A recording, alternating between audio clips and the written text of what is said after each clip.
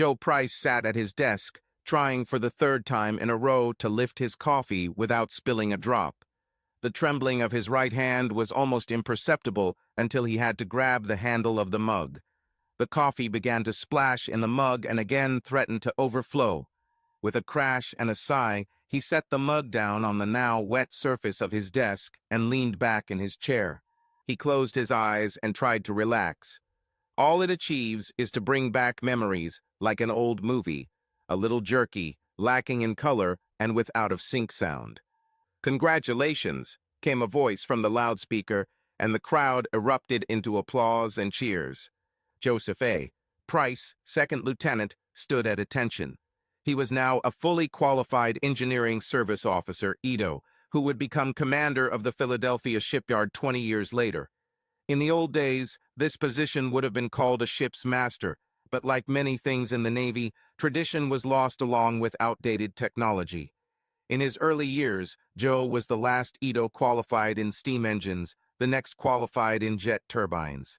In Joe's opinion, this was a significant step back in reliability, but whoever asked his opinion.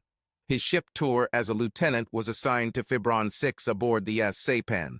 He was assigned N4 Fibron, but due to his 1T4-840 designation, he was temporarily transferred to the Saipan Engineering Department. Contrary to the warped conventions of the U.S. Navy, the ship's engineering department did control the ship's engines. In this case, two 600-size steam boilers geared turbines producing over 60,000 horsepower to propel the hull through the water. But according to tradition, the stokers, the men and now women who stood watch and controlled the demons known as cauldrons, were called the Black Gang. This was not a racist label, but an acknowledgement of the old days when coal was king and everyone, including people, was saturated with coal dust and soot. One of Joe's proudest moments was when his department head asked him if he wanted to walk around the tank. This was Joe's rite of passage and meant that he was truly accepted into the gang. One of the deep fuel oil tanks was cooled from its normal temperature of 200 plus F to room temperature. The oil began to resemble summer bitumen on the roof. You could walk on it, but if you stopped, you would begin to sink. Joe entered the tank by climbing down one of the inspection ladders, walked across the surface of the oil, a distance of about 60 feet, and climbed out of the tank using a Jacob's ladder hanging from the emergency inspection port. The whole evolution took a few minutes, but between the fumes, the lack of oxygen, and the lack of a safety rope, it seemed to Joe that it had been a journey for the ages. Having accomplished this feat, Joe was accepted as an equal in the Black Gang Brotherhood. The fact that as an officer he was almost never invited made his acceptance even sweeter. Replenishment on the move, or unrep in naval jargon. A few simple words to describe one of the most dangerous and at the same time tiring exercises ever practiced by the U.S. Navy. Imagine 2 or sometimes 3 ships, each weighing tens of thousands of tons, running parallel to each other at a distance of several tens of yards. Now imagine massive fuel lines running between ships. Add to this the lines of canvas bags moving cargo and dry goods from the deck of one vessel to another. This organized chaos is replenishment on the go. Joe Price stood as deck safety officer during resupply underway. Saipan transferred jet fuel to the U.S. Arleigh Burke. Typically, the Burke would perform this function with one of the ships in the AO fleet. However, it seemed that the authorities wanted to see how Saipan handled this task. Since everything was going smoothly, Joe didn't have much to do except stay alert and sense what was going on around him. About an hour later, his subconscious brought home what he had been feeling all morning. Saipan was tense. Her normal vibration was wrong. As she picked up speed to replenish supplies as she went, she seemed to stumble and strain. There was no easy way to explain what Joe felt under the soles of his boots. She just wasn't okay. After a heated discussion at the end of the operation, Price went down to engine room 1 before returning to his quarters to take a shower. Looking around, he saw where the duty shift had gathered at the steam turbine control station, traditionally known as the steam chest since ancient times, and approached Petty Officer Smith, who stood with his hands in one of the outer panels. "Hey, Smith," he shouted to get her attention. "You need to look at the counterbalance valve on the back vanes." It stutters when you increase the forward revs and you lose power due to the back pressure. I think the seat is worn out and needs replacing. Okay, sir, I'll take a look at it once I replace that tachometer sensor. With a smile and okay, Price left the sailor and went to the long-awaited Hollywood shower in the officers' quarters. Later that night, Chief Machinist Amanda Smith stood shaking her head. How the hell Mr. St. Price had realized there was a problem with the valve was unclear to her. There were rumors in the unit that Mr. Price had some kind of voodoo when it came to steam plants. It is said that he could walk past a gaping hole in the hull and not notice it, but if there was anything wrong with a boiler or turbine, he would worry about it until the problem was solved. He heard one mech announce that the deck needed to be vacated as the F-18 Sea Hornet plastic bug came in for landing with damage. The pilot was advised to eject, but was determined to save his plane. Joe left his office on Deck 3 and quickly walked up the outside stairs to the flight deck. Joe watched the F-18's final approach. It came in low, smoke trailed behind it, and it seemed as if the left engine was on fire. The fire brigade was assembled and squatted in the pit, ready to be called but hoping they wouldn't be needed. The F-18 missed the first two cables, but caught the third with its tail hook and hit the deck. Suddenly, the fuselage broke, and burning fuel along with aircraft debris scattered everywhere. Joe heard screams as part of the left wing, along with a large amount of burning jet fuel, fell onto the fire crew sitting in the pit. At the same time, Joe saw the cockpit with the pilot inside slide across the steel deck and stop almost directly in front of him. Ignoring the flames, he jumped up and pulled the emergency cable on the fuselage under the visor. Joe woke up disoriented and in pain. It took him a while to realize that he was in the infirmary. His return to consciousness was noticed, and an orderly came to his bed, asking the usual questions and taking notes.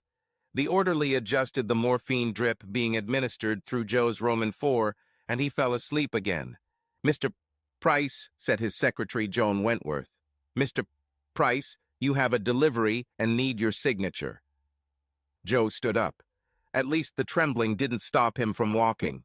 Walking out of his office and into his secretary's office, he paused for a moment to touch a ragged, burnt piece of metal attached to his my wall. It was a habit, but it brought him some peace. His eyes glanced at other, familiar things on the wall. His shellback certificate, his sidearm sword, photographs of Pibron personnel, and the entire Black Gang, on Saipan signed by everyone from a junior seaman to Chief Boatswain Fireman Humphreys, and many other artifacts from his past. The photograph from Saipan was his most treasured souvenir, and also the one that brought back the shivers the fastest. It was a get-well card from when he was in the infirmary after the fire. The captain himself brought it and presented it to him, along with the Navy Commendation Certificate and Purple Heart, shortly before he was sent to Bethesda for further surgeries and rehabilitation. Joe shook his head to clear his thoughts and continued walking to his outer office. Joan stood at the outer door with a young man holding one of those metal clipboard boxes that seemed to be standard equipment for all couriers. "J. Price?" the man asked, handing the clipboard to Joe. "Please sign on the fourth line." "What am I signing for?" Joe asked, absent-mindedly taking the offered device. "I'm not sure," the delivery man said. "All I know is that it took me a hell of a lot of time to deliver this today. It's already taken me a couple of hours." "How so?" Joe asked, signing his name on the said line. "I've been in this office at this plant for years." "Well, the original delivery paperwork said it was to be delivered to J. Price at 352 Eagle Street in Albany, but when I got there, it was a parking lot. I had to call dispatch and spend a lot of time before we found out. That you're here on Eagle Street in Schenectady, believe me, driving through both cities against the flow of lunch traffic was not fun," the delivery man said, taking his box back and walking out into the corridor. A moment later, he reappeared, pushing a cart that held a medium-sized wooden box.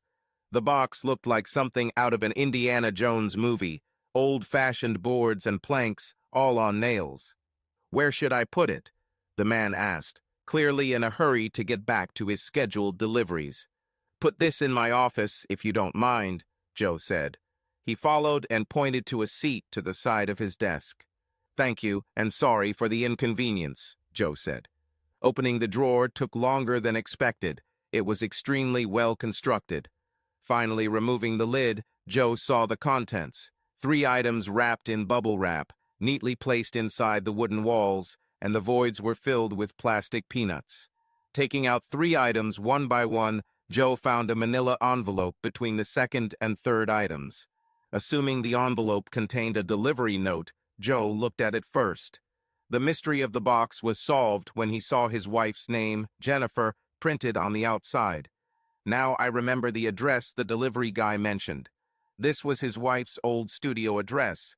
She was an artist and rented space in the old building for several years after their marriage, using it as a studio and gallery.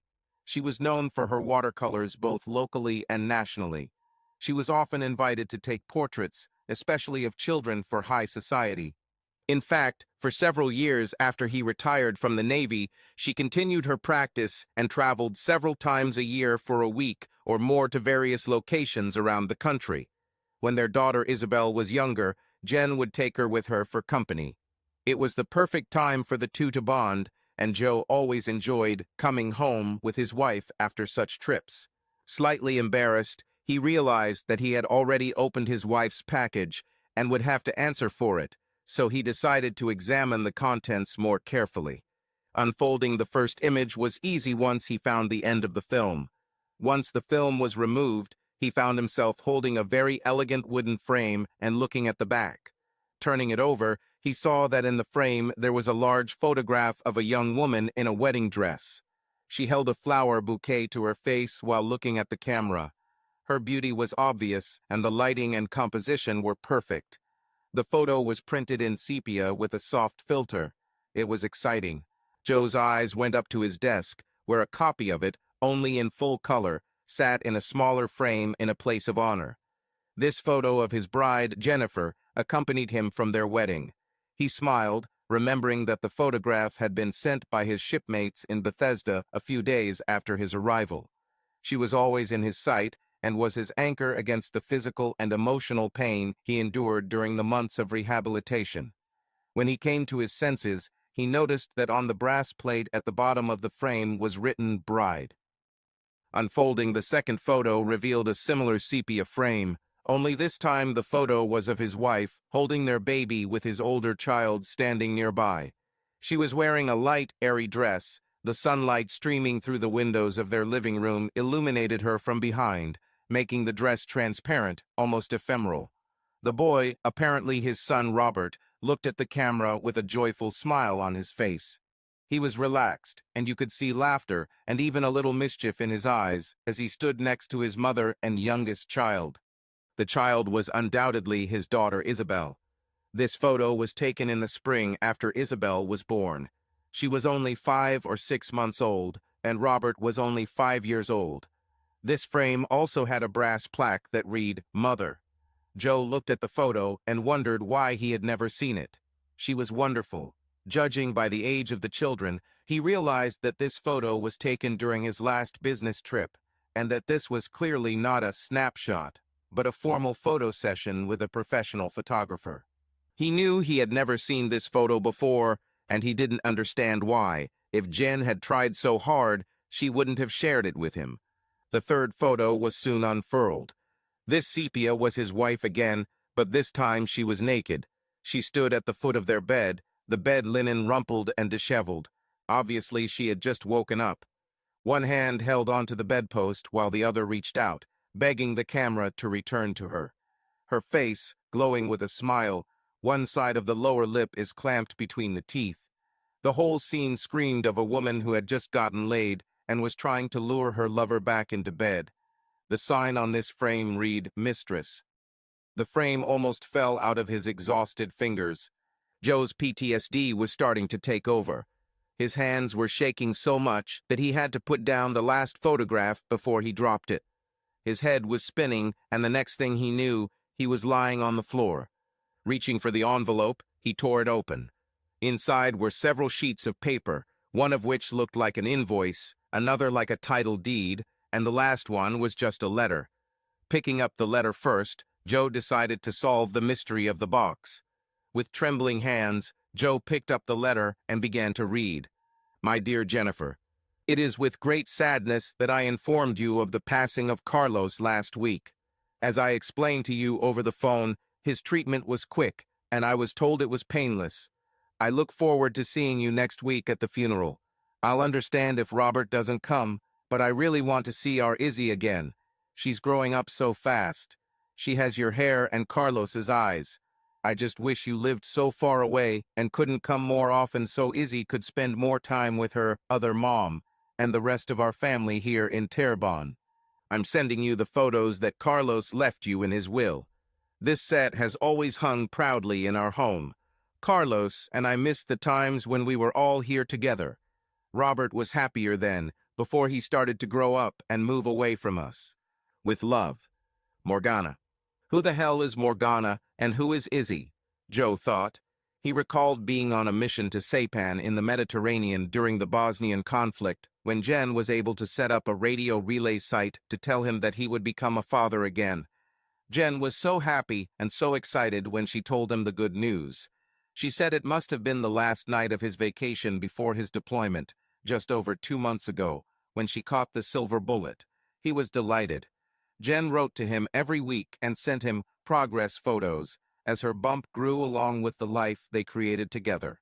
He remembered the panic he felt when he received a radio message from the Navy Family Crisis Center that Jennifer's water had broken and Izzy was born 5 weeks premature.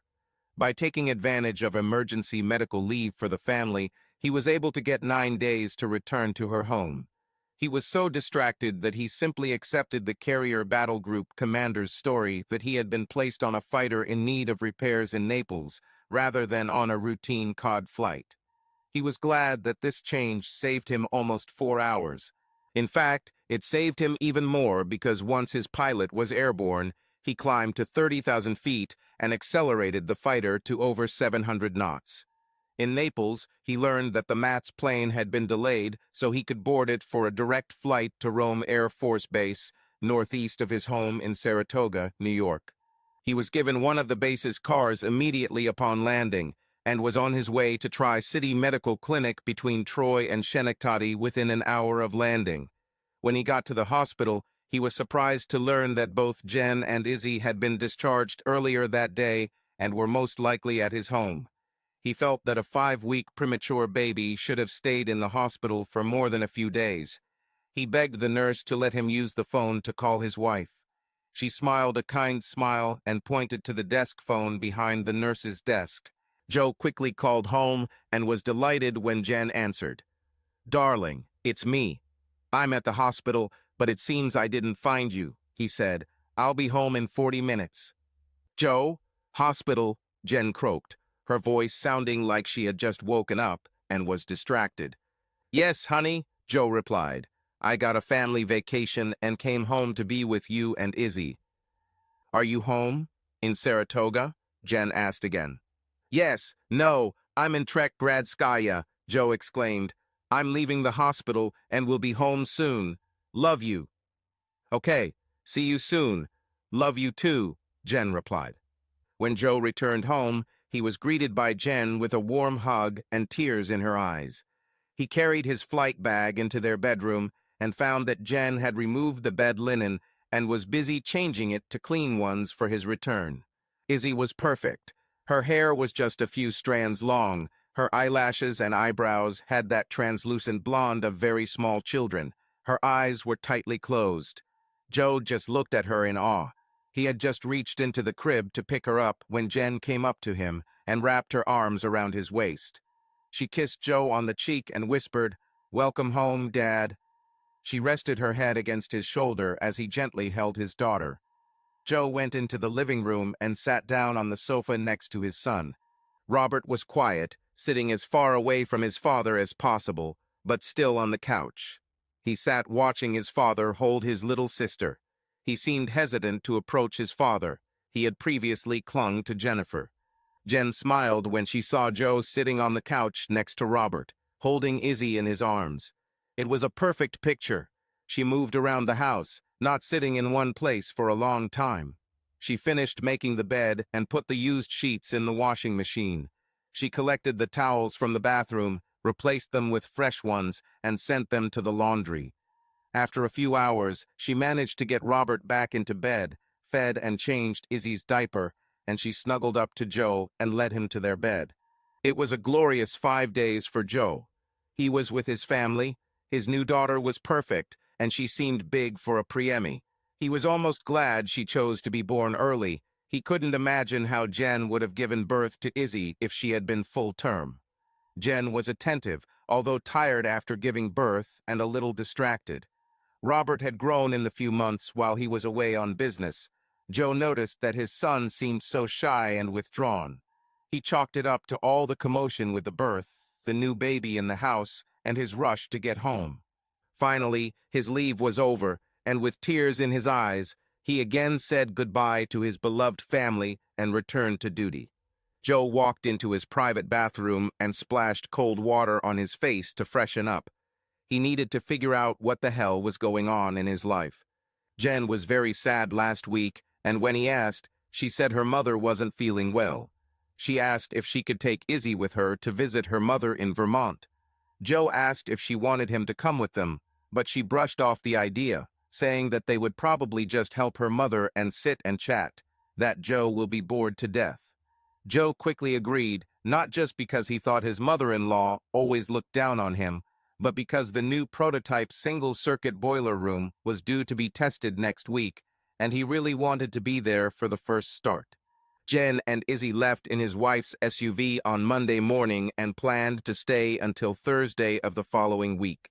Could it be that the real reason she was sad was because this Carlos guy died, and that she wasn't actually at her mom's, but at a funeral in Canada? Joe needed answers, and fast. He also needed to come up with a plan in case things turned out to be as bad as they began to seem. Joe took the phone on the table and dialed a short number. Control room, came a thin voice from the receiver.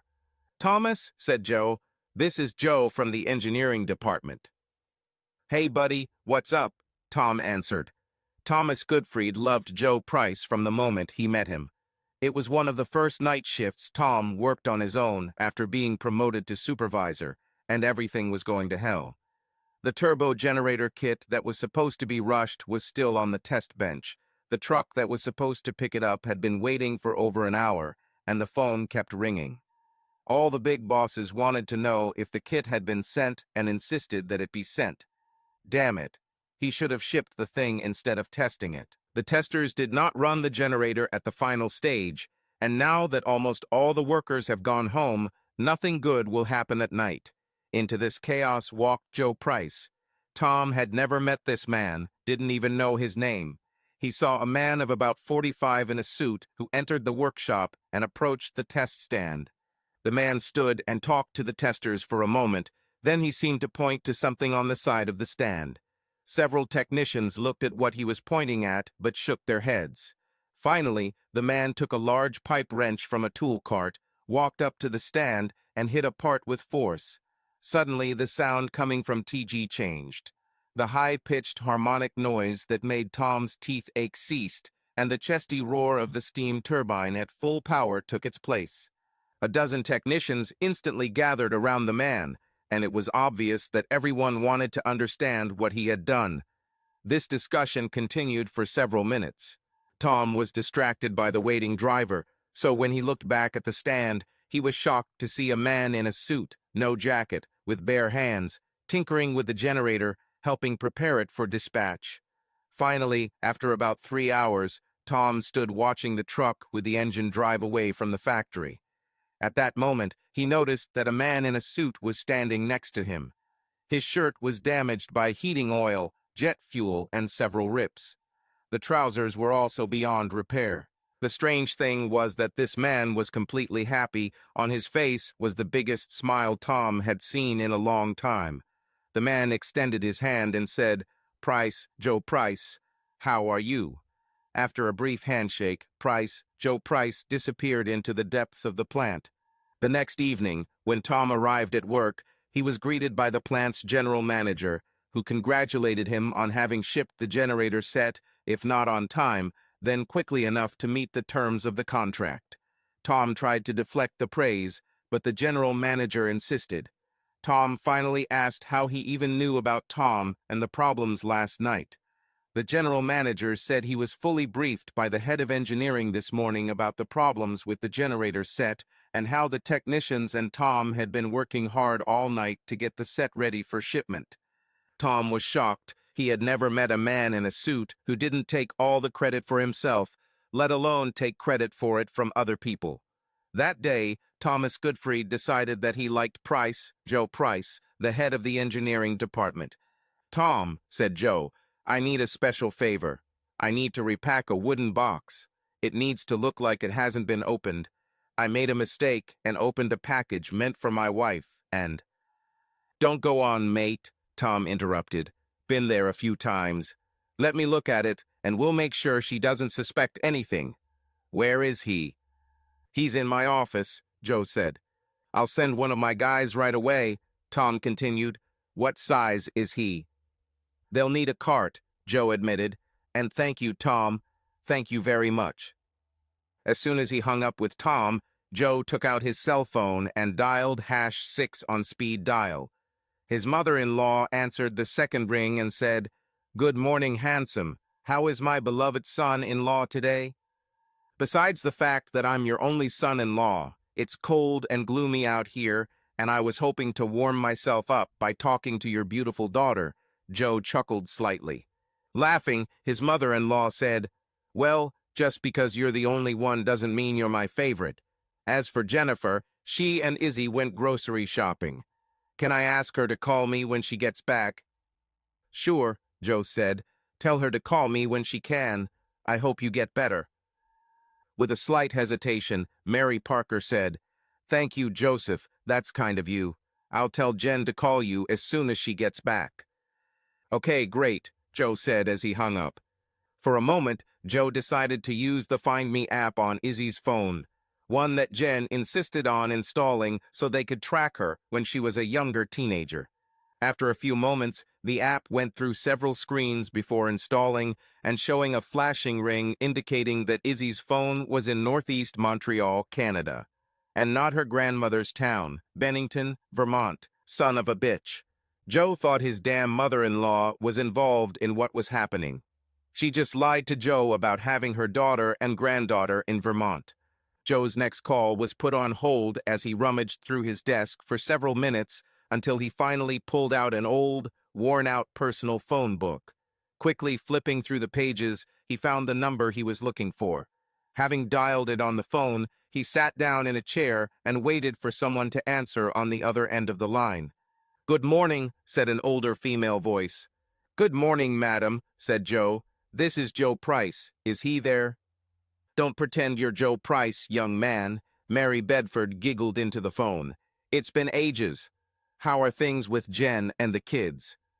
"They're fine, Madam Bedford," Joe said, hoping she wouldn't question further. "So, now I'm Madam Bedford." At least it's better than Madam," she replied. "I'll call him now." Apparently, she put the phone down on the table and walked away. On the phone, he heard a woman's voice shouting, "Bill, come here.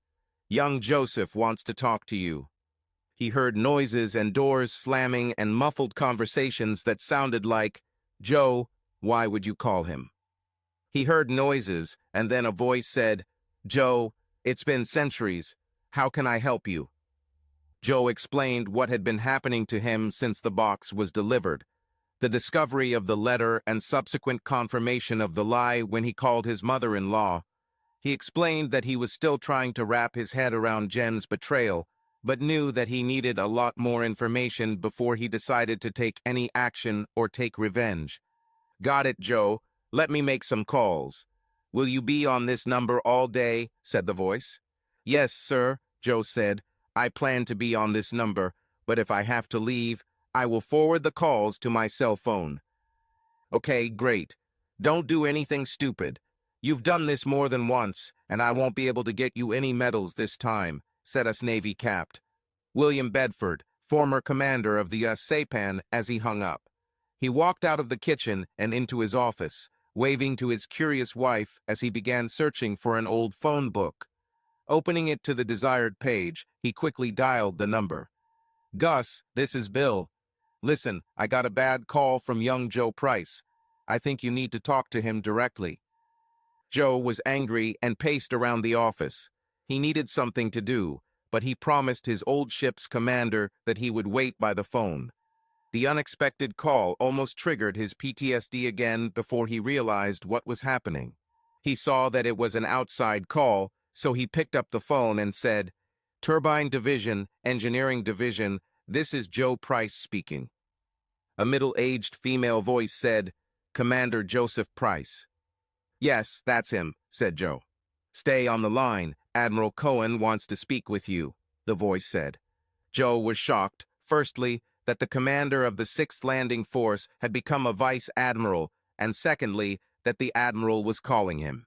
A moment later, the line clicked and a gruff voice said, "Joseph, Bill said I needed to talk to you." "What's going on, son?" Bill said it was important. Once again, Joe told his story about the find. It didn't get any easier each time. "Meg," Vice Admiral Cohen shouted to his secretary, Senior Chief Officer Megan Scott, "contact Bill Bedford immediately." A few minutes later, his phone rang. "Captain Bedford on line 2, Admiral," came the voice from the receiver. Picking up the phone, Cohen said, "Bill, this is Gus.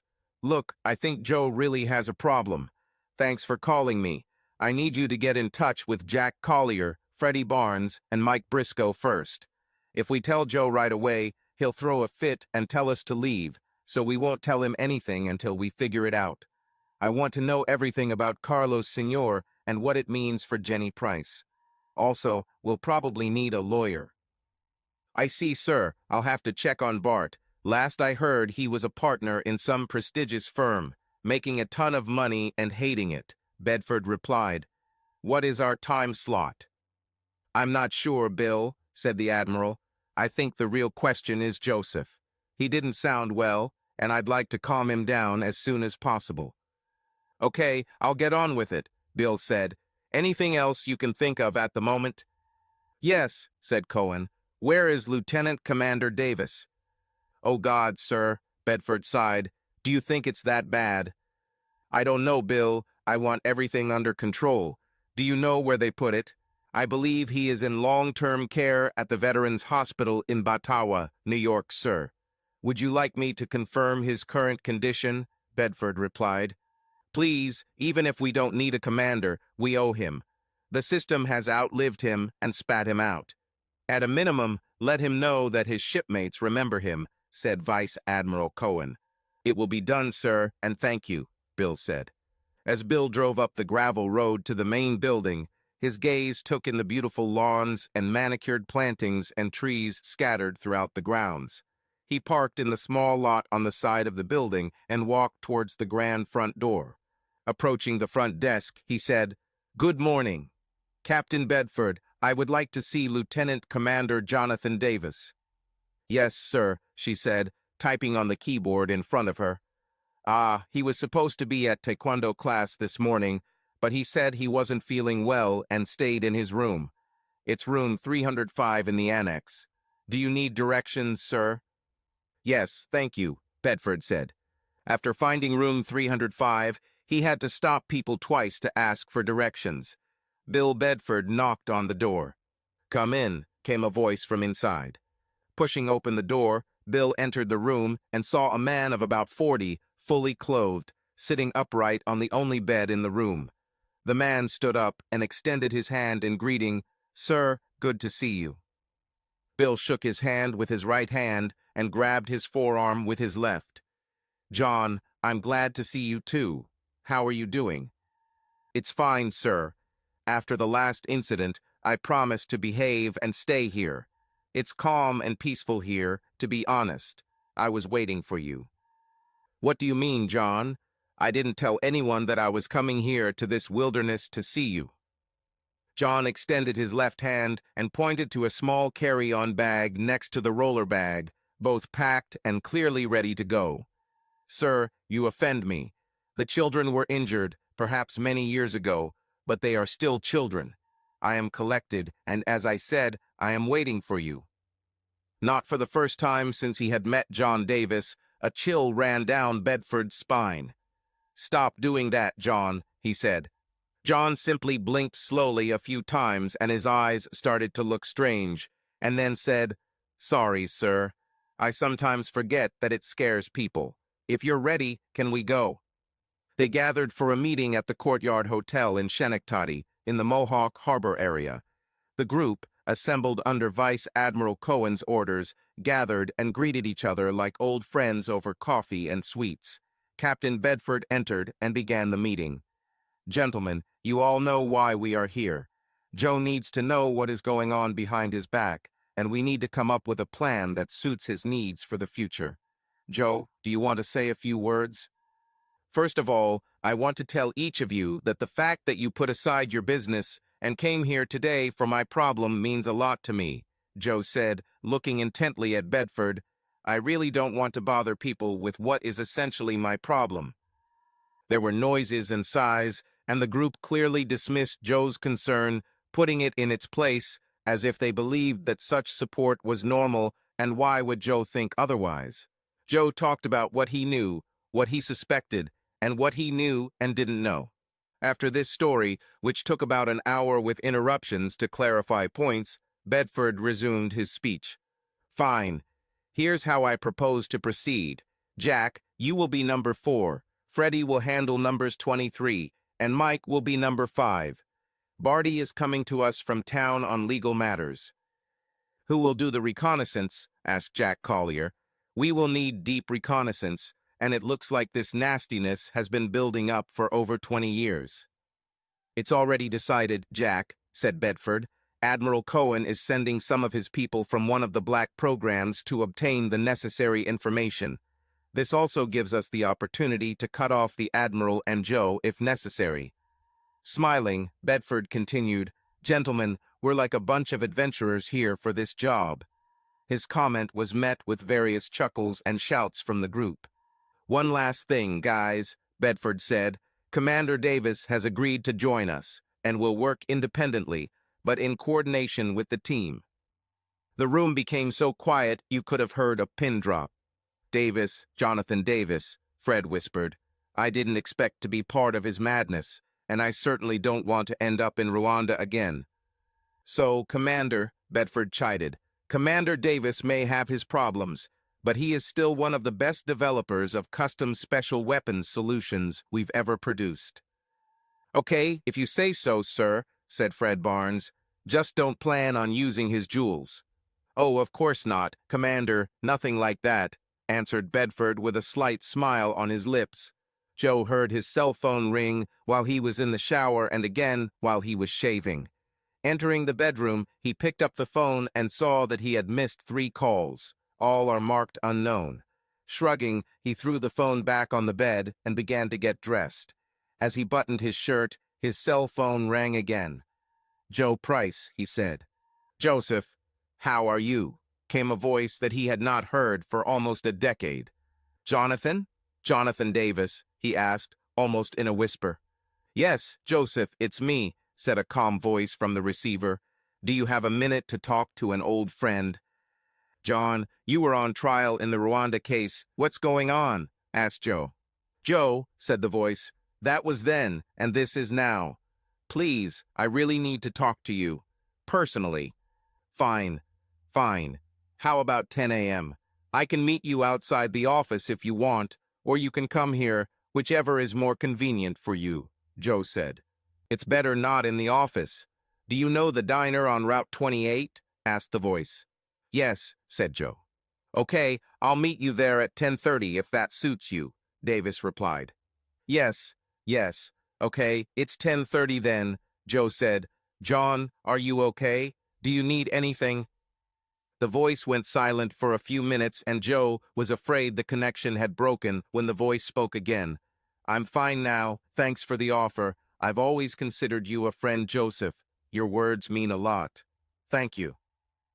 They sat in a booth at the back of the diner. Davis had already started drinking coffee before Joe arrived. Joseph, I need to ask you a question, Davis almost whispered. These people are hurting your children. It almost broke your son, and Izzy seems to be more out of touch with reality every day. So I need to ask you a question. What do you want? Joe was shocked. How do you know this? How do you know about Robert and Izzy? He looked closely at his friend. Davis returned the look.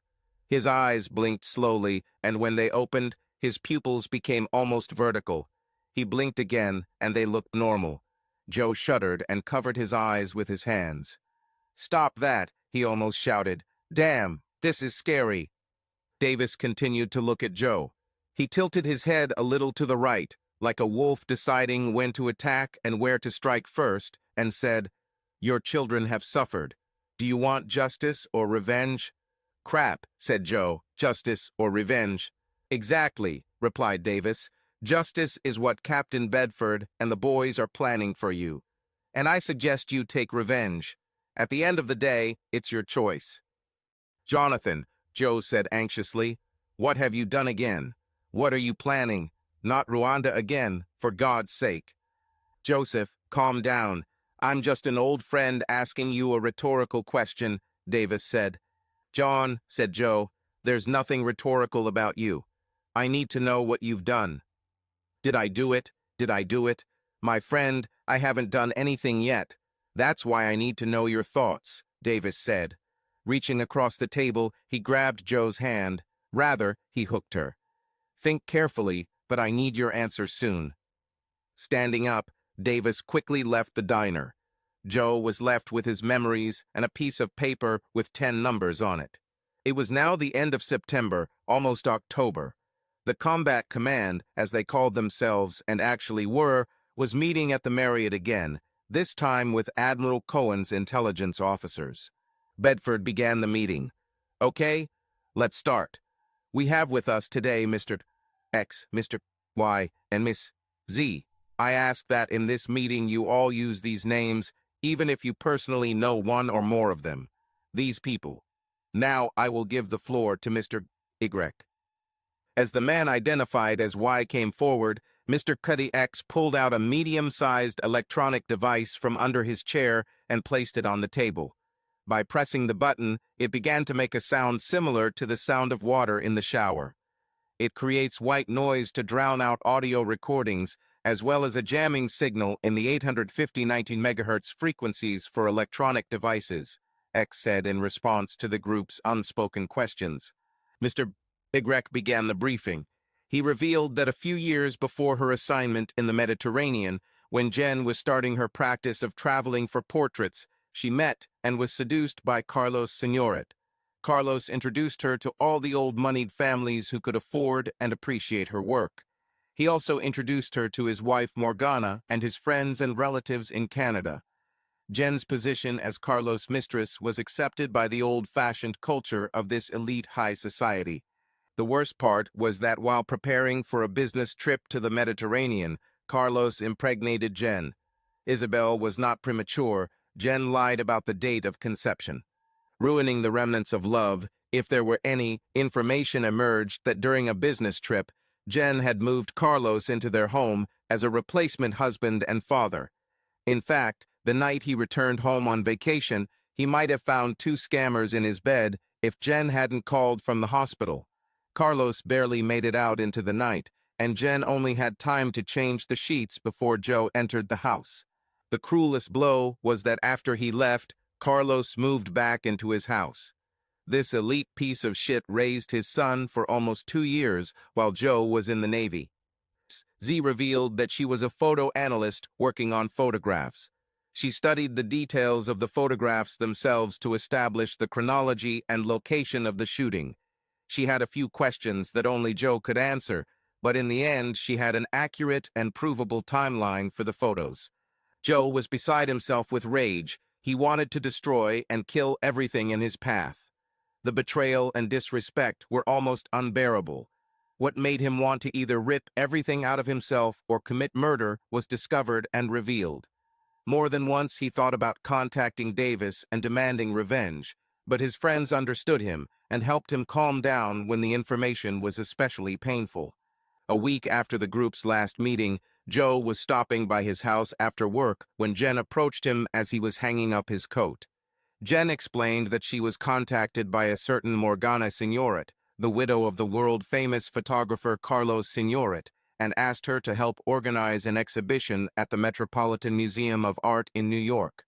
Morgana's husband recently passed away, and his portfolio was shown in its entirety for the first time. Joe put on his best mannequin, yes, pretty face, and asked a few pointless questions, enough to show that he was listening to her, but not enough to show that he already knew who the hell Carlos was, sir.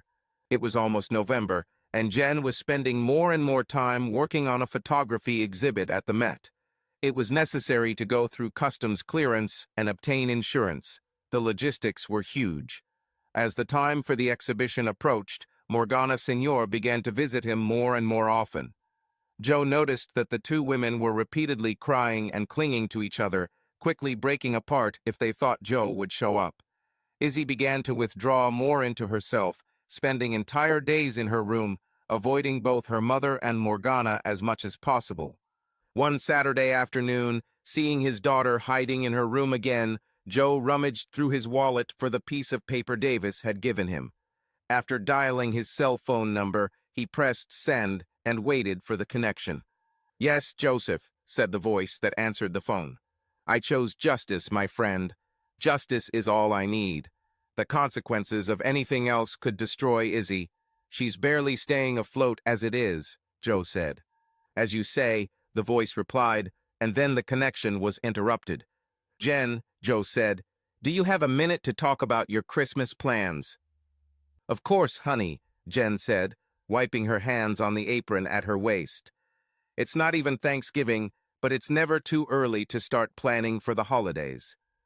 I thought that since the Met show is in the second week of January, it would be wise for Mrs. Signor and your friends from Canada to come here before the Christmas rush. A quick train ride gets everyone here from Montreal and then back to New York. We have more than enough rooms for people to stay," Joe said. Jen was delighted. Gathering her entire family under one roof for the holidays was more than she could have hoped for. She wrapped her arms around Joe's neck and kissed him with the most passionate kiss she had felt in years. "Thank you, thank you, thank you," she said. "Robert Price is tired. He worked 60 and 70 hours a week while trying to start his career. He became increasingly frustrated with the way his life was turning out and desperately wished his father was someone he could turn to. He could never understand how his father allowed things to run their course, and he ended up having to leave home as soon as he could. Going to college was his salvation, and he never looked back. The thought of talking to his mother made his stomach ache, so he did what he had done most of his life, suppressed his emotions and tried to immerse himself in his work. It didn't help that his mother called a few months ago to say that Uncle Carlos had died. She and his sister were going to Canada for a funeral and wanted him to go with them. Trying not to scream, and also trying not to vomit, Robert told his mother in no uncertain terms that he could no longer and would not participate in her and his father's lifestyle and did not want to go to any funeral. His mother scolded him for almost an hour before he could end the call and hang up. With this mindset, he was just returning to his living room after getting a beer from the refrigerator when he heard someone ring his doorbell. Opening the door and finding my father standing, there was the last straw. "What do you want?" he mocked his father. "How long have you known?" asked the father in a dead, even voice. "It is known that," asked Robert. "Did you know that your mother cheated on me?" Joe replied. "What? Now, more than 20 years later, you're asking me this? What the heck? You let Mom have sex with Carlos. For God's sake, take his damn child. You leave me alone with no one to talk to for all this time, and now you ask me how long I've known. I've known this since I was 6, you piece of shit. You make me sick," Robert shouted just before everything went dark. Robert began to wake up. He was lying on his back. Through the toes of his boots, he could see the open front door. Half of his head hurt terribly, and his vision on that side was poor. Groaning, he tried to stand up, but decided it would be easier to just roll over and get on all fours. He looked up and saw his father sitting on the couch drinking beer. "You have one chance, and one chance only, you little idiot, to explain what you just said," his father whispered. "If I don't like it, you won't have to worry about me bothering you anymore. You say you're a man and can handle a man's job. Well, let's just say you've got a whole bunch of stinking man crap dumped on your plate, and it's time to share the truth." It took Robert several hours to tell his story. He couldn't look his father in the face and continued to break down. Robert told his father that Carlos had been living in their house during his father's absence. How he took his father's place, they went somewhere and did something as a family, how they came to Canada for Thanksgiving and Christmas, how he played with all these children introduced as his cousins, and how his aunts and uncles tried to make him feel at home. He told how Carlos went home to Canada after Joe returned from Bethesda, but his mom and Izzy went there as often as they could, leaving him at home with his dad. Finally, as the story was told, the pain and suffering that had gripped his heart for 2 decades went away. Joe stood up from the sofa where he had been sitting during the story and hugged his son, who was tormented almost all his life by evil and illnesses imposed on him by his mother. Robert clung to his father. In a little boy's whisper, he said, "I'm sorry, Daddy, I'm so sorry. Mom told us over and over, that we shouldn't say anything about Carlos or Canada or anything else. Eventually, I couldn't take it anymore, so I left for college and never came back." SHHH. Now everything is all right. It's okay. Joe survived Thanksgiving by just sticking to the plan. Robert was planning to come here for the first time in years and was looking forward to spending time with his son without the elephant in the room. Christmas was almost here when Morgana and the others began filtering into his house. He stopped thinking of it as his home. It took some work organizing the logistics, but everything came together. Jen was oblivious to everything going on around her as she prepared both for the Met exhibition, for Morgana and her lover's family to be in her art, and for Morgana and her family to come to Christmas for the first time since then. Since Joe returned from combat, Izzy was more withdrawn than usual, but still helped Jen a little after returning from school. Robert also agreed to return home for Christmas, for the first time since he left for college. Joe continued to go to work and maintain a normal schedule. Joe looked up as the internal phone rang once. "Engineering, Price is listening," he said. "Joseph, I have information you need to hear. This needs to be discussed in person, and you should be alone." "Don't tell others about this call," said a familiar voice. Joe looked at the phone. "John, how do you call from an internal number?" A short laugh was heard in response. "Ask no questions, and I will not tell you a lie, Joseph." "Joseph, what I have to tell you is very, very bad. In fact, when I came across this, I was tempted to ignore your request and punish them myself. Signorette's collection contains a significant number of photographs of your daughter Isabel. There are typical photos of growing up, birthdays and holidays," John relayed. "Okay," Joe said, "that sounds fine, especially if these people thought Izzy was Carlos's daughter and Jen was his honorary mistress. Joe, there are pictures in the collection that seem to start when Izzy was about 6 or 7 years old. They continue to this day. Christmas and New Year were difficult and stressful times for Joe Price. He was drinking. He met with old friends. He went to the office for no reason. But what helped him get through it all was time spent with his son. God, how wonderful it was. They found things from Robert's childhood that they thought were lost. Jen, Morgana, and the others had tea parties and parties. They discussed politics and world events. Essentially, they ridiculed and demeaned everything Joe held dear and his moral compass. They disparaged the military and had no remorse criticizing Joe's time in the Navy. He was truly shocked to learn that his own wife had repeated these slander. After the first few objections and arguments, Joe realized that he was putting his plans in jeopardy if he angered Jen and her company by pointing out their worldview. If they leave his house, everything will be in vain. He spent more time with a drink in hand and in his home office, listening to Johnny Cash on headphones, especially his favorite song by the artist, Hurt. He met with Bedford's group and remained calm. He was playing the long game and wanted not just victory, but terrible revenge against these world dominionists who had destroyed his marriage and his life. It was early January in New York. Slush snow was piled here and there, and a cold, biting wind blew along the edges of the tall buildings. It was the main studio and headquarters of one of the major broadcast networks. A discreet white van pulled up to the curb near the studio's loading dock. The two men got out and walked to the supply door, ringing the bell. 4 men emerged from the back of the van and pulled 3 large portfolios from the cargo area. One person carried each portfolio, while a fourth seemed to stand guard. Theodore Ted Abercrombie operated the console for Good Morning New York. It should have been great. The producer managed to negotiate the showing of a previously unknown collection of photographs by Carlos Signoret. There was a lot of bustle on stage as they prepared for today's show. The guards, who were clearly security guards watching the photographs, dispersed as soon as the scene was set. The 2 men asked permission to watch the show from the production booth. After assurances that they would stay away, they were allowed into the control center to observe everything that went on behind the scenes of the national broadcast. Chief Petty Officer First Class Anthony Lucia leaned over and whispered in Ted's ear, "This is the Panther panel you're working on, and I can operate it just as well as you can. If the broadcast signal I see on my smartphone deviates from the scene, Sergeant Gomez will immediately limit you to extreme bias, and I will take over control of the broadcast. Is it clear now?" Ted turned his head to look at one of the security guards who entered the studio with exhibition photographs. The man held his sport coat open to reveal a black and brown handgun in a shoulder holster.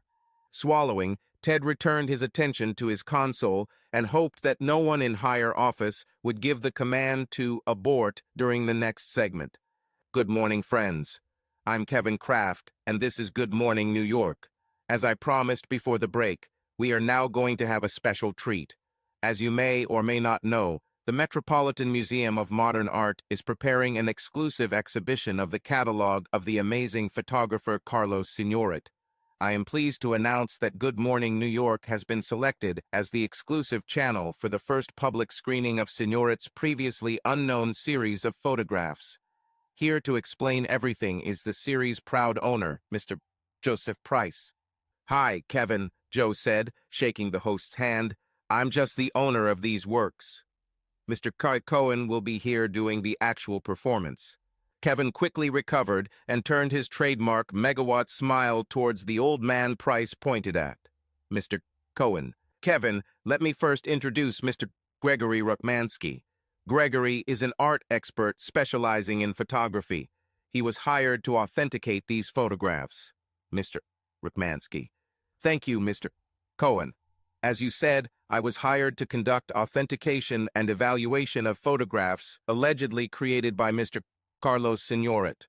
I have examined all 3 photographs and can conclude that they are all original works by Signoret, signed and dated by the photographer himself. I consulted with 2 other experts, and we estimate the estimated value of each photograph to be $800,000 or $32 million, since I have all 3 certified appraisals in this series. The notoriety associated with this after this morning, I am sure, will lead to an even greater increase in price if the owner wants to place the collection on the market." Mr. Rukmansky then handed the envelope to Mr. Price. Mr. Cohen thanked Mr. Rukmansky and turned to the next gentleman in line. "The next gentleman is Mr.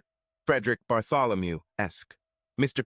Bartholomew is an associate of the law firm of Doyle and Sons here in Manhattan." Mr. Bartholomew: "Thank you, Mr. Cohen. I was invited to investigate the legal ownership status of these 3 photographs. After verifying the ownership signed by the photographer Carlos Signoret himself, and after consulting with the law firm of Grissom and Grissom of Montreal, Canada, the executors of Mr. Signoret's estate, I can say without hesitation that Miss Jennifer Price is the legal heir to these photographs, and by virtue of her marriage to Mr. Joseph Price, Mr. Price is an equal owner of the joint property." Kevin looked a little confused by all this nonsense, but was still working the camera. "So, Mr. Cohen," he asked. "Yes, Kevin. Sorry for the rambling, but I wanted to finish all the prep work early. So, without further ado, everyone will turn their attention to the three easels. This first photo is called Bride. This is a sepia photo of Jennifer Price taken on her wedding day to then LT Joseph Price Usson. There were oohs and ahs from the audience as a close-up photo appeared on the overhead monitors. The second photo also shows Jennifer Price with her two children, son Robert Price and daughter Isabel. Her name is Mother. It is in Mr. and Mrs. Price's bedroom and was made when Isabel was a child. Approximately 5 months being the time during which Mr. Price served his country. Once again, the audience responded adequately to the emotions evoked by the touching scene. The third and last photograph is called Lover. Here the image on the screen was pixelated and out of focus so as not to violate the rules of morning censorship. Here we again see Mrs. Joseph Price, Jennifer, as a woman seducing her.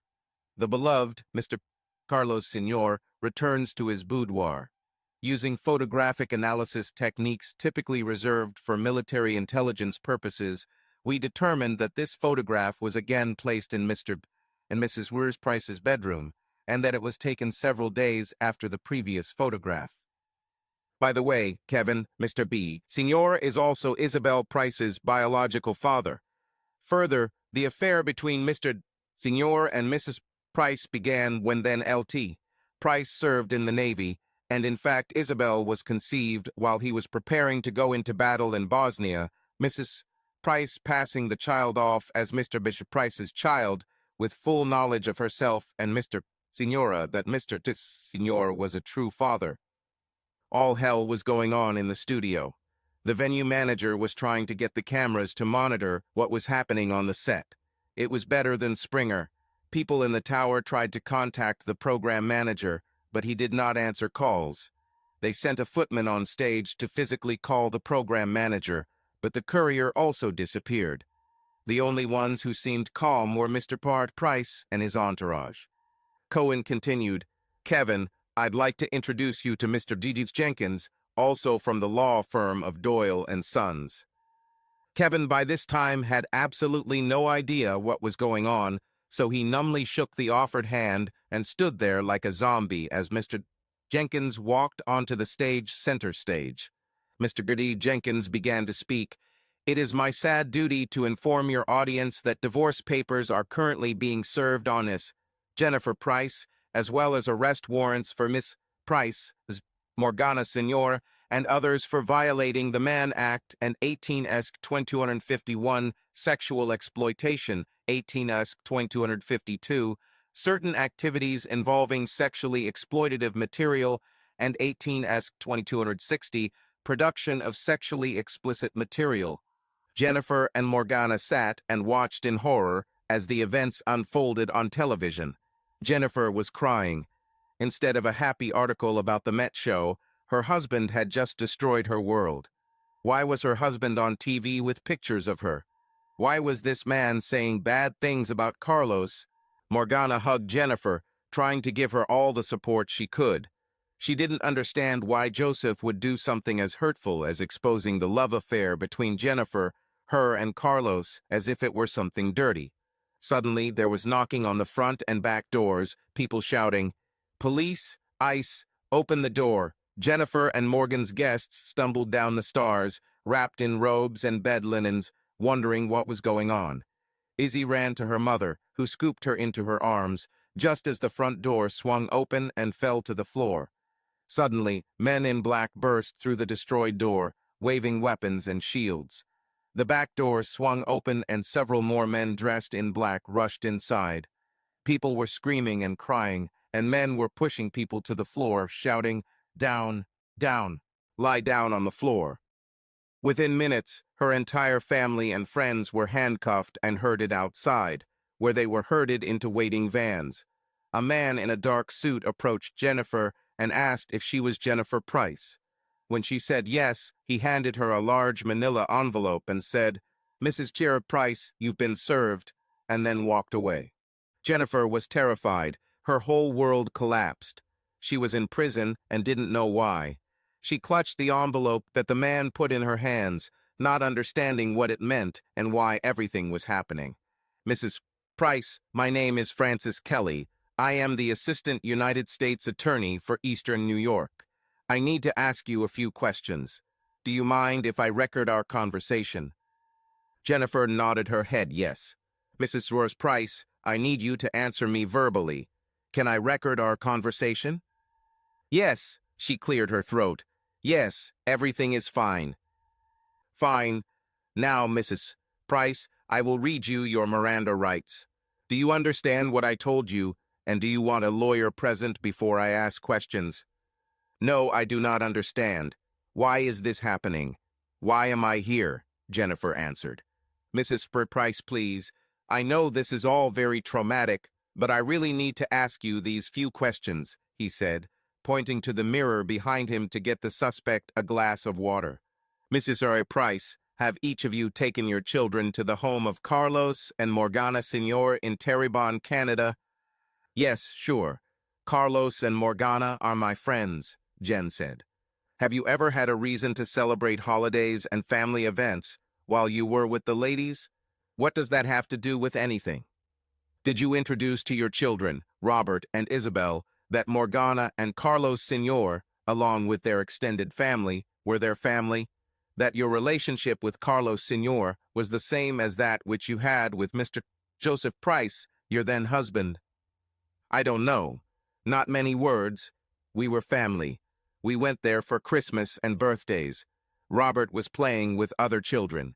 They were his cousins, and all the adults were his aunts and uncles.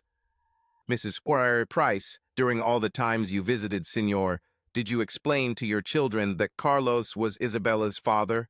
Have you ever had sexual relations with Morgana and Carlos Senior, or both of them? Maybe, I don't know. I think the point is that Carlos was more than just Uncle Carlos. When Izzy was with Carlos, it was clear that they were father and daughter. We have never hidden this. Of course, we had a relationship while I was visiting. Carlos and his family were very accepting of my status as his mistress. They considered Izzy part of their family, and I always found time to make love. We were very much in love, and that's what people in love do. Why are you asking me these questions? Why am I here? Mrs. Price, the reason for these questions is that you simply read in the record that you repeatedly transported your then minor children across an international border for the purpose of engaging in adultery. You further included these minor children in deceiving and concealing this matter from your husband Joseph Price, which you presented to them as normal to the lifestyle you were leading, which caused these minor children immeasurable emotional harm and exposed them to potential physical harm. Physical harm? What are you talking about? They were never harmed. Mrs. Price. You took them to a foreign country under cover of secrecy, without passports or any identification documents. You have placed yourself and them in the hands of people who you admit actively participated in hiding your adultery from your husband. What do you think would happen to them if you were injured or killed while outside the United States? Would these same people contact your husband and return your children? Would they just raise the kids without getting involved with your husband? Thought it more appropriate to simply make the children disappear without anyone knowing where they were, so the latter would be very easy to do. Jennifer was stunned by what Kelly was saying. Carlos and Morgana would never hurt Robert and Izzy. She was Carlos' mistress, an accepted part of his family. She and Morgana were lovers both with and without Carlos. She knew that Carlos and Morgana considered themselves parents to Izzy and Robert, even if Robert was not blood related to Carlos like she and Joseph were. It was crazy. Stop, stop. I don't want to hear anything else. I need a lawyer. I need to talk to a lawyer. Okay, Mrs. Price, you will be allowed to contact a lawyer of your choice, or one will be assigned to you. He looked up at the ceiling and said, recording ended this day at 2:24 p.m. Mrs. Price, I'm John Graymore of Craigmore and Associates. I have been appointed your lawyer. Rest assured that I will provide you with the best protection. It seems someone wanted to make sure you couldn't find a decent public defender, agreed to pay my firm's bills, and pulled some strings to get my bosses to assign me to work for you. Now, can you tell me your story? Mr. Graymore, Mrs. Price, please sit down. He looked up at the ceiling and said, Interrogation of Mrs. Jennifer Price, continued today, 0930. Mr. Prez or Graymore, your client has been charged with multiple crimes. She is charged under the Mann Act with interstate and foreign transportation of any woman or girl for the purpose of sex trade or for any other immoral purpose. I believe that the lifestyle that she and the Signors led and the obvious emotional trauma of Isabel and Robert meet the requirements of this law. It is only because we do not have evidence of any actual sexual assault that we do not pursue more serious criminal charges. The rest of Signora's family was eventually dealt with most of the extended family sent back to Canada with notice that they should not attempt to re-enter the United States for several years. Morgana was also charged under the Mann Act and child pornography laws. She was tried right after Jennifer. Jennifer's criminal trial took place in Albany Federal District Court. Francis Kelly worked diligently and methodically to substantiate the charges against Jennifer. Everything was quite simple as the photographs, legal documents transferring ownership of the photographs, and the customs and immigration station logs that Jennifer used to leave and enter the country were flawless. A parade of witnesses and experts passed through the hall. The trial lasted several weeks. Jennifer tried to explain that she loved both Joseph and Carlos and that nothing bad or immoral had happened. Her defense team tried to present the normality of the position of emeritus mistress in European culture. This did not sit well with the jurors as they could be seen shifting uncomfortably in their chairs as the testimony continued. Robert and Izzy had to testify regarding the circumstances of the Signor's numerous visits to their mother's home in Terrebonne, as well as the Signor's visits to their home outside Saratoga. They explained that Carlos actually lived in this house as a father to them and a husband to their mother when Joseph was sent to sea. Robert spoke about his estrangement from his real father, Joe, and the disgust he had towards him until recently. Izzy supported her mother's version that everything in the Jennifer-Carlos-Morgana triad was correct and normal. She explained how, as she grew up, her mother told her the truth that Carlos was her biological father and that this information should be kept from Joe. Joe sat through the trial stoically wondering what happened to the woman he married. Was it something he did or didn't do, or was it something inherent to Jennifer? He knew he didn't fit into Jennifer's artsy-fartsy persona and didn't understand it, but he didn't realize how far they were from what he considered normal. William and Mary Bedford sat with Joe for most of the trial, but eventually forced him to return to their home in Pennsylvania until the trial was completed. They supported him on his bad days and celebrated with him on his good days. They provided Joe with a place to meet his ex-son and gave them both a place to begin healing. The hearing for separation and custody of children after a criminal trial was disappointing. The situation became tense and anger flared. Part of the debate was who would support Izzy if Jennifer served time in federal prison. Jennifer took the position that without the income from her portrait and gallery commissions, Joe would not be able to keep up the house payments, and since Joe needed to work, there would be no one to look after Izzy. Jennifer and Morgana wanted Morgana's sister to move into the Price house and live as Izzy's foster mother, while Joe paid child support and lived elsewhere. Joe wanted full custody of Izzy and ownership of his home. It was another long day in the ongoing struggle. If Signor's extended family had not been so angry at their rough treatment and had not financed Jennifer's legal bills, it would have ended quickly. Thanks to their financial support, Jennifer was able to endure the long struggle. Your Honor, if the court pleads, a voice came from the gallery, I would like to file a lawsuit. Mr. Bartholomew stood and, at a sign from the judge, walked down the center aisle and approached the bench. Will both lawyers come to the dock, said the judge, motioning for the clerk of the court to take over the big case that Mr. Bartholomew was carrying. Sir, please explain yourself to the court and lawyers. Thank you, Your Honor. I have documents and testimony that prove the following facts. First, that Isabel Price is the biological daughter of Carlos Signor and Jennifer Price, and second, that Mr. Senor and Mrs. Tourist Price openly lived together and presented themselves as a couple in the state of New York and in the country of Canada, thus having entered into a common law marriage and 3 marriages which Joseph Price never knew about, and at no time did Mr. Price consent to Jennifer Price's adultery. However, I am satisfied, and it is the basis for the amicus that through the common law marriage between Jennifer Price and Carlos Senor, a bond is established whereby Mr. Price is Isabel Price's legal guardian and gives Mr. Price the right to do so. Half of Carlos Senor's estate through his legal marriage to Jennifer Price. This eliminates any question that Mr. Price is required to pay child support. In addition, Mr. Joseph Price's share of the estate of Carlos Senora will support Mr. Price and Isabel Price in their family home, and allow Mr. P. Price to hire a housekeeper acceptable to Child Protective Services. After all, it will only be 20 months before Isabel comes of age. More than a little excitement followed his statement. The separation papers were finally accepted and Joe received full custody of Isabel.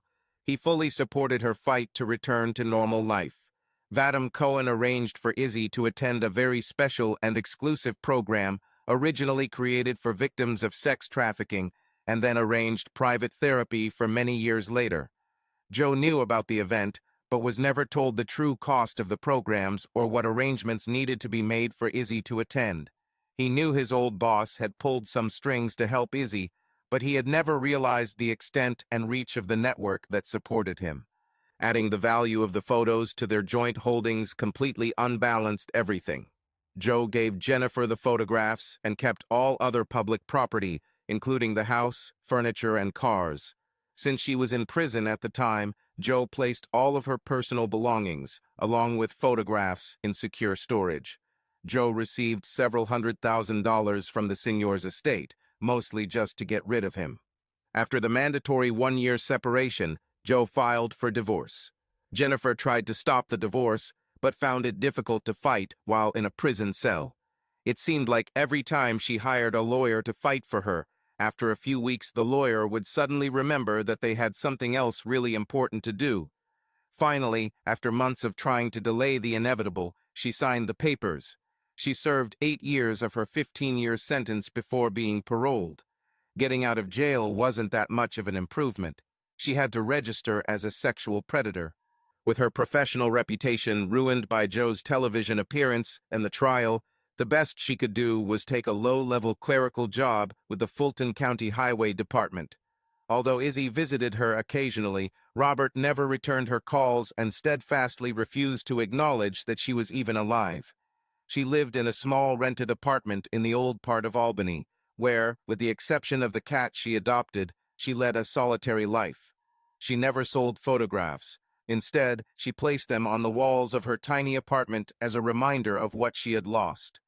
She died alone at the age of 68 and was buried in a cemetery in suburban Guilderland. The tombstone was small, and other than her name, the date of her birth, and the date of her death, there was nothing on it except the words, bride, mother, lover. Morgana was also sentenced to 5 years in a federal prison for violating the Mann Act. During her imprisonment, she was repeatedly beaten by her fellow inmates, who simply could not stand her holier-than-thou attitude and arrogant way of treating people. When she was finally released, she was deported back to Canada and barred from entering the United States. She had to register as a sexual predator in Canada. Neither Jennifer nor Izzy ever came to see her. Robert was able to restore his relationship with his father. It took several years, but once the disease was healed, they enjoyed a close father-son bond that lasted for the rest of his father's life. His father was there to see Robert get married and have a daughter, then another daughter, and then a son. Robert loved his family and was even able to accept Izzy back into his life. Izzy spent many years in therapy, dealing with the deception and illness that was her mother's life. She managed to get a job at Altamont Elementary School as an English teacher. It was there that she met and then married another teacher. He taught math and coached the boys' soccer team. He was partially disabled, having lost a leg during combat in Desert Storm Roman II. Izzy found solace in his simple concept of right and wrong, black and white. Although they had no children of their own, they loved their nieces and nephew. She was even able to establish a relationship with her real father, Joe. Her therapist, and more so her husband, helped her understand the kind of person Joe had always been, and she blossomed with the clarity that came into her tormented mind. And Joe? Well, Joe had his problems. Yes, he had children again, and the illness that was his previous life was resolved. But he never found a woman he could love as much as he loved Jennifer. He had female companions in his remaining years, but did not have the emotional connection he felt with Jen. But his boilers and turbines were always nearby. They still talked to him and told him their stories. He remained the old man when problems arose in the workplace, and even when he finally retired, he was still called upon when the situation reached a dead end. Subscribe to our channel so that your love doesn't cheat on you, and go ahead and listen to the next story, because this story is nothing compared to the next one. If you're under 18, don't even think. Click to the next one. Click to the next one. Click to the next one. Click to the next one.